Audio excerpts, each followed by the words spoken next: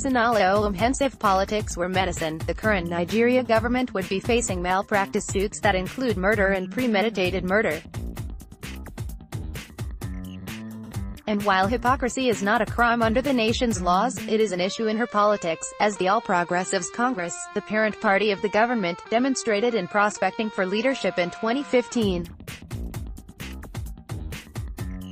But politics often knows no shame and no honor. Think about it, the Nigerian health sector is in chaos, crippled by a strike of an association of health workers. That is, people are dying, babies are being born on roadsides and corridors.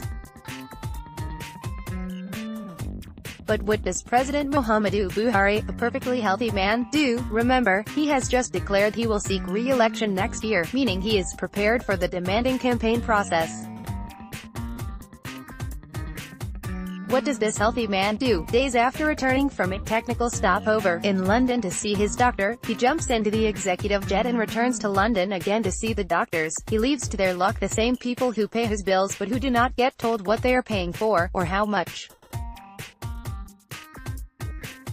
One of the ironies, of course, is that it is the same president who, in April 2016, banned government officials from seeking medical care abroad. In the starkest and most embarrassing of modern hypocrisy, President Buhari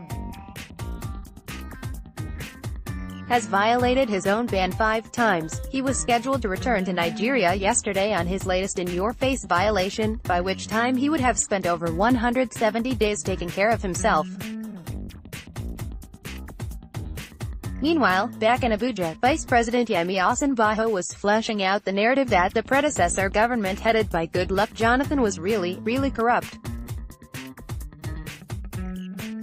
That government, in his words, was so bad it was guilty of grand corruption. Among his allegations are these 5. First, $3 billion stolen under NNPC strategic alliance contracts in 2013, in which the then-former Petroleum Resources Minister, Diozani Alison Maduekwe, Jido Mokori and Kola Aluko, were reportedly involved.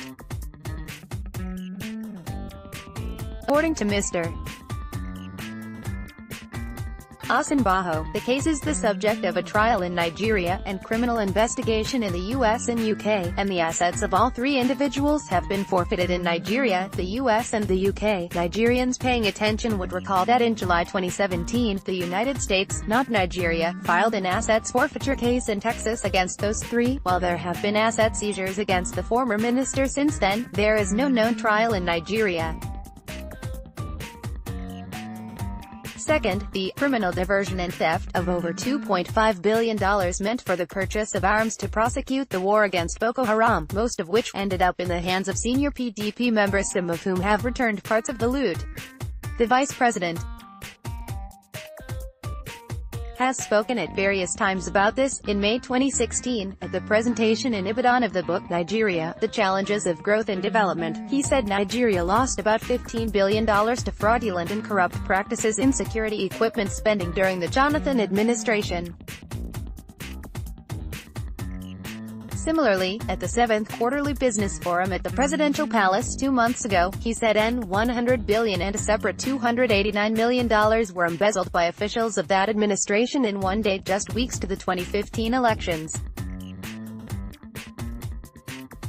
3. Illegal withdrawals from the Maya Research Library account between January 8 and 16, 2015, totaling $1.5 billion. 4, and $10 billion released in foreign exchange to the Office of the National Security Advisor by the Central Bank of Nigeria on September 15, 2014, as follows: $47 million, $5 million, €4 million, and €1.6 million. 5. The $20 billion Mission Oil money for which Lamido Sanusi, then CBN governor, was sacked by Mr. Jonathan for speaking up. There is overwhelming evidence of acts of this nature not only during the Jonathan tenure, but since 1999, and within the ruling party. Nigerians can substantiate the brigandage for weeks. In his first few months in office, notably during his meeting with the Nigerian community in Iran during his state visit in November 2015, Buhari spoke expansively. "We want to have everything back, all that they took by force in 16 years. Presidential spokesman Garba Shehu quoted him as saying, And yet, 3 long years later, all we continue to hear from the vice president is the listing engagement to allege is to fight corruption. The Buhari administration wants to enjoy sainthood and heroism from merely proclaiming the corruption of its predecessor without the will to do something substantive about it. If Buhari and Osinbajo have lost the playbook, here it is: you were elected, sirs, to act, not describe. To the best of our knowledge, for instance, Buhari's doctors in England, once they had diagnosed his ailment, proceeded to treatment. That is, Buhari returns to London again and again, not for repeat diagnosis, but in pursuit of treatment. Here is some recent related history. Just last month, April 2018, the former South Korean leader, President Park Geun-hye, was found guilty on multiple counts of abuse of power, bribery and coercion. At her sentencing, the judge said she had abused the power given to her by the voters and that a tough sentence was needed to send a firm message to the future leaders of the nation. He jailed her for 24 years. It was not South Korea's first time in the neighborhood. In 1992, after President Kim Young-sam won the national election, he commenced an anti-corruption crusade that included putting on trial his 2 predecessors in office, Roh Tae-woo and Chun Doo-won, who had ruled for a total of 13 years. Chun received life in prison, and Roh, 17 years. Young-sam served only 1 term in office, but before he left office, he also saw one Kim Hyun-chul face the law for bribery and tax evasion offenses, receiving 3 years behind bars. Hyun-chul was his son. Also, last month, former Brazil leader Luiz Inácio Lula da Silva, during whose tenure over 20 million Brazilians were liberated from poverty, and who was bidding for a 3rd term as president, began a 12-year prison sentence for corruption-related offenses. In other words, combating corruption requires the character not simply to make perennial preachments, but to put on fair trial those who are alleged to have violated law, no matter whom they may be. Repeated diagnosis of Buhari's ailment will not cure him any more than long preachments about the guilt of Jonathan's government will put a dent in Nigeria's corruption chaos. What is worse, in last week's statement, the vice president introduced a new dimension, as he appeared to suggest that his statements do not apply to Mr. Jonathan himself.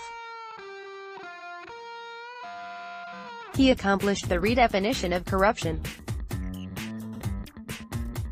If you have a president who is not corrupt, at least 50% of your financial problems, especially in public finance, is over. If the president is corrupt, the entire financial system of the country is compromised. That is what we have seen. From the figures, the truth is that it is corruption if all you do is cry corruption, particularly when your leader lavishes the nation's resources on himself in another country, leaving babies and pregnant women to fend for themselves. Copyright Punch. All rights reserved. Material, and other digital content on this website, may not be reproduced, published, broadcast, rewritten or redistributed in whole or in part without prior express written permission from Punch. Contact via email. Protected. Visited 104 times, 13 visits today.